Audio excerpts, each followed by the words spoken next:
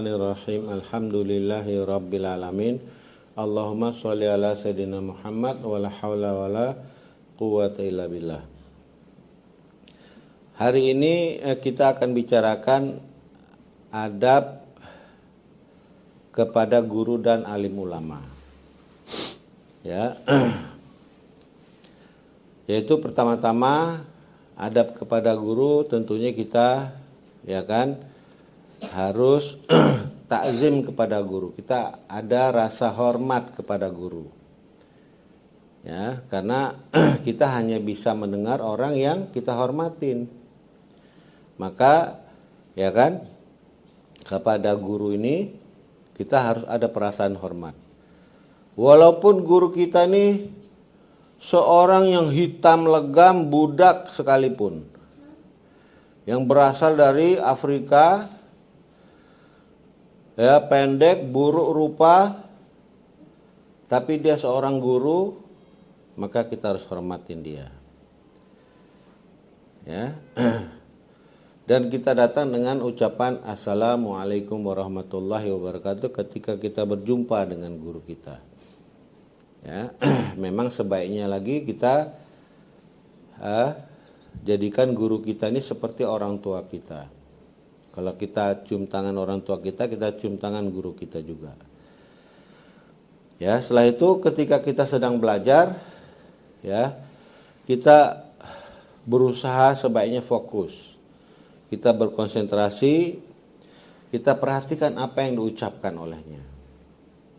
Kalau nggak ngerti kita bertanya, ya, dan selalu bersikap rendah hati, ya, di hadapannya. Pernah Rasulullah bertanya sesuatu perkara, padahal sahabat-sahabat Nabi juga tahu dia apa.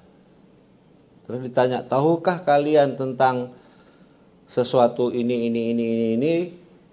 Maka apa jawaban para sahabat? Wallahu a'lam wa rasuluhu. Allah dan Rasulnya lebih mengetahui. Padahal dia tahu. Tapi dia nggak jawab.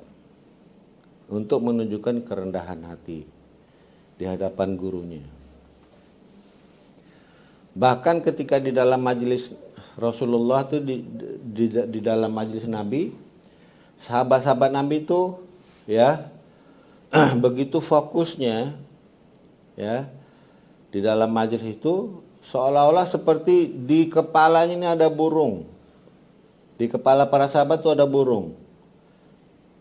Ya, sehingga dia kayak takut burung itu terbang tuh. Jadi enggak bergerak kepalanya seperti ketika dalam sholat. Ya, ketika dalam sholat apakah kita ada gerak-gerak kepala, tengok sana, tengok sini gitu, ada? Enggak ada. Nah, ini juga begitu dalam majelis, ketika sedang ada pelajaran, maka para sahabat benar-benar fokus, ya, dan nggak tengok sana, nggak tengok sini, nggak lihat sana, lihat sini, seperti seolah-olah ada burung di kepalanya yang dia takut burung itu terbang, ya, nggak bergerak. Dan kita meminta izin saat ada keperluan mendesak. Ya, jangan baik kita masuk ataupun keluar dari ruangan itu harus dengan izin.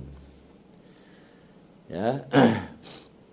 Nah, kita usahakan juga sebelum kita belajar tuh kita tunaikan semua keperluan.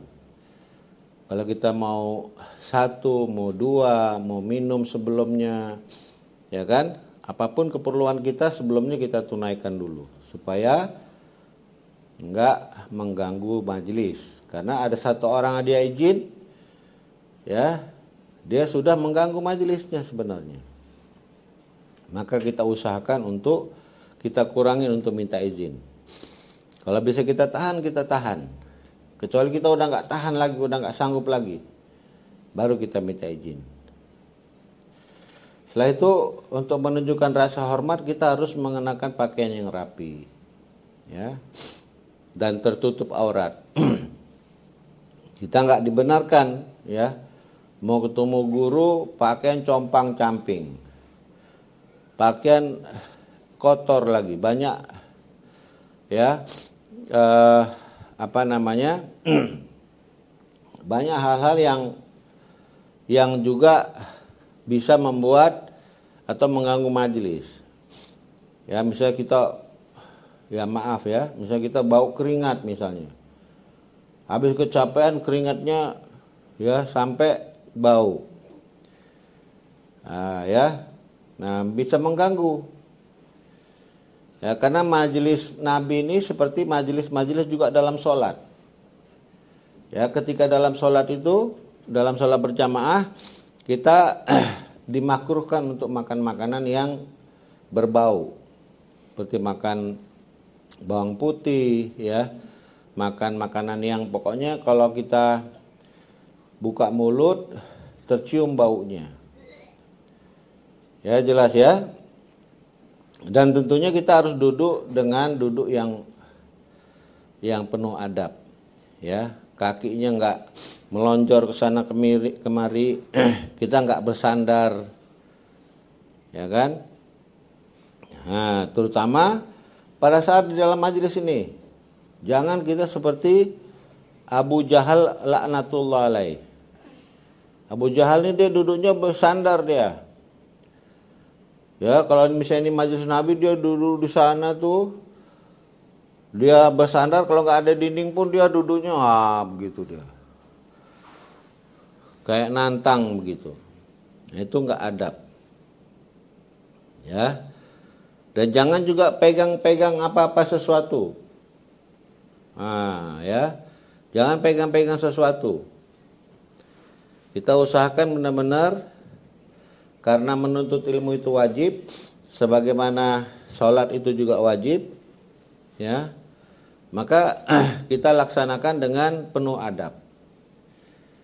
Ya, nanti kalau kita nggak lakukan dengan adab, tentunya nggak mendatangkan pahala dan nggak mendatangkan keberkahan.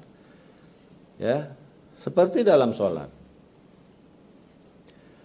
Ya, jadi agar Allah ini ya akhirnya memberikan kita kefahaman, ya kan, sebagaimana Nabi katakan, may yuridillahu khairan yufaqihu fiddin. Barang siapa yang Allah kehendakin kebaikan, maka Allah akan berikan dia kepahaman. Nah, orang yang diberikan kepahaman itu apa? Yang dia tentunya harus menunaikan adab-adab dia dalam majelis. Dalam menuntut ilmu dia harus penuh dengan adab-adab. Nah, sebenarnya masih banyak lagi, tapi karena ini waktu terbatas, mungkin ada yang mau bertanya. Cukup ya, nanti kita lanjutkan lagi.